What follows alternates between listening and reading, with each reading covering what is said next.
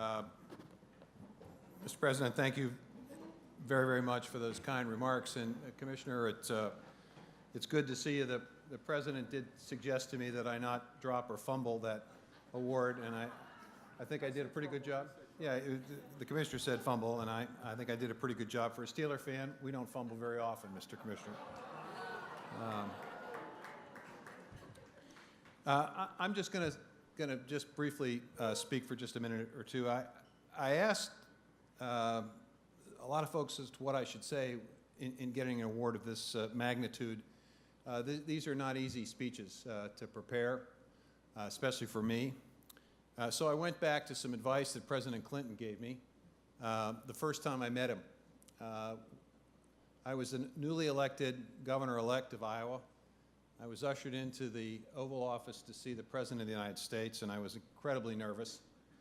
And I asked the President for advice. And the advice he gave me is something that has stuck with me for now 20 years, which is that you never want to forget the people that gave you the opportunity. You never want to forget those folks who worked hard, that volunteered for you, that donated to you, that believed in you. So, Mr. President, with your permission tonight, I want to make sure that I don't forget the folks who got me here tonight. Commissioner, I really appreciate your leadership, and certainly as a football fan, glad to see that you're going to continue to be the commissioner of one of America's great games.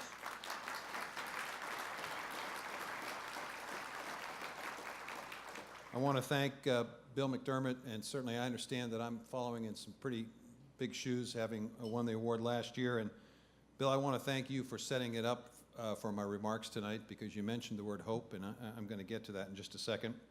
You mentioned the great work of Alexis Glick and the Gen Youth folks, and clearly they have done an amazing, remarkable job. You know, Alexis has got more energy than like 85 people, and it's every time I'm around her, after about 10 minutes, I'm just exhausted. I don't know about the rest of you, but she has done a fabulous job of leading this effort, and all for the benefit of America's kids, which is a great calling. Christy and I were in church on Sunday, and behind the priest, there was this banner that I think sums up the work of Gen Youth, and I think it sums up the work of President Clinton. It just simply said this. It said, "Be hope, give hope, and never lose hope."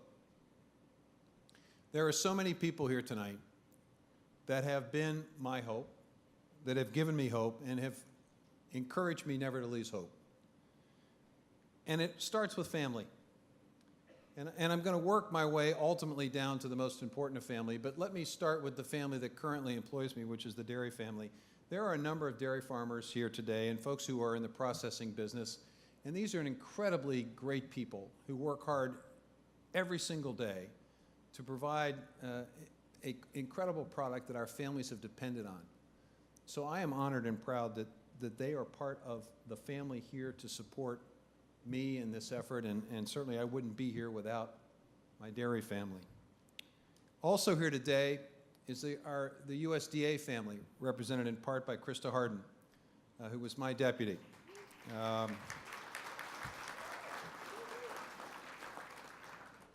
I don't get this award without the incredible work that the USDA folks did in expanding access to nutrition that the President outlined.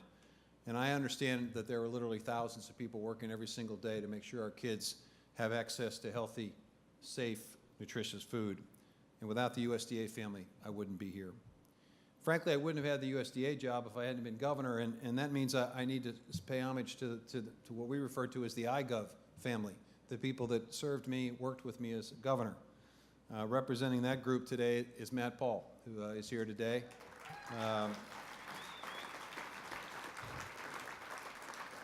Matt's been with me over 20 years. In fact, he started about 20 years ago now as a volunteer in the transition office. And without Matt's leadership and guidance and direction, I wouldn't be here tonight.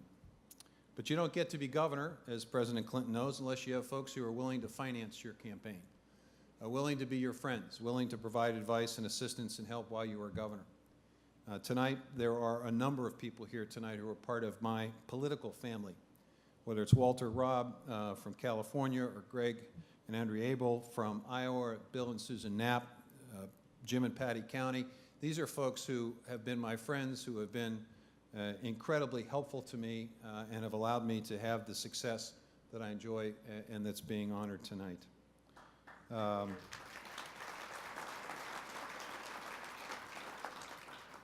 don't get here unless my mom and dad sacrificed an incredible amount to allow me to be educated and well-educated. Hamilton College was a college where not only did I get a degree, but more importantly, I got a great life partner, my wife, Christy.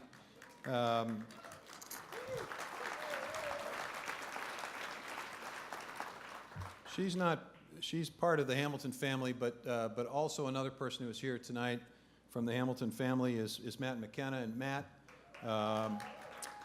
and Nancy McKenna made a tremendous sacrifice to be part of the rural development that President Clinton talked about. It was Matt's vision, Matt's work to increase investment in rural areas.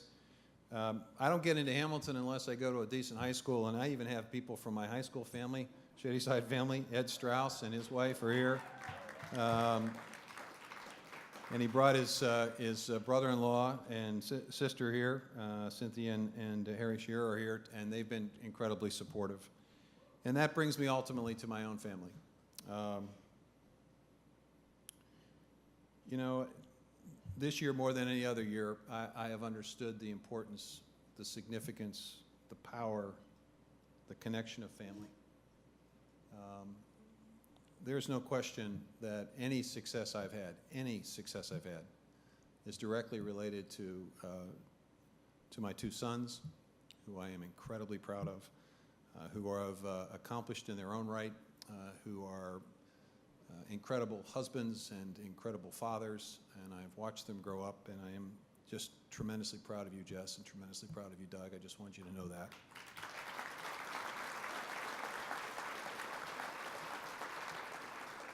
They have married two incredibly bright, accomplished women, Kate and Janet. I've watched you as well care, love our sons, and love our grandchildren, and I pray every day, a prayer of gratitude for you being in our lives, both of you. And finally, and certainly the matriarch of the family is my wife, Christy. You know, the reality is all of these awards, honey, all of them, every single one, every single acknowledgement, every single bit of praise I've ever received is something that needs to be shared with you, because without you, I would have not done any of this.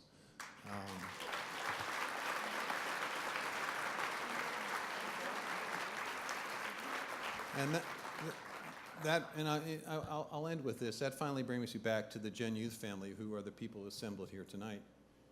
You are also part of my family now, and the reality is you are those who are now empowered with your generosity, with your resources, with your time, with your talent, with your commitment.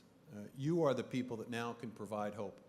You can be the hope for these incredible young people you've seen tonight, who are representative of thousands, tens of thousands, hundreds of thousands, millions of kids who are struggling every day to be the best that they can be, who have that hope and that dream. Maybe it's to play in the NFL, but maybe it's to be president of the United States.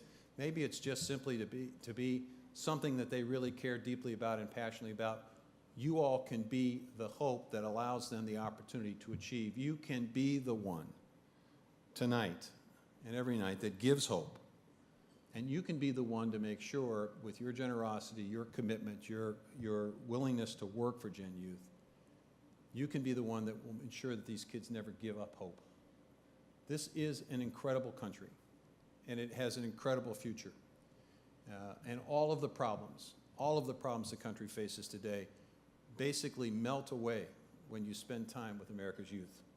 They are hopeful, they are inspiring, they are motivated, and they simply are absolutely deserving of everything we can do to make sure that their future is as great as it can be.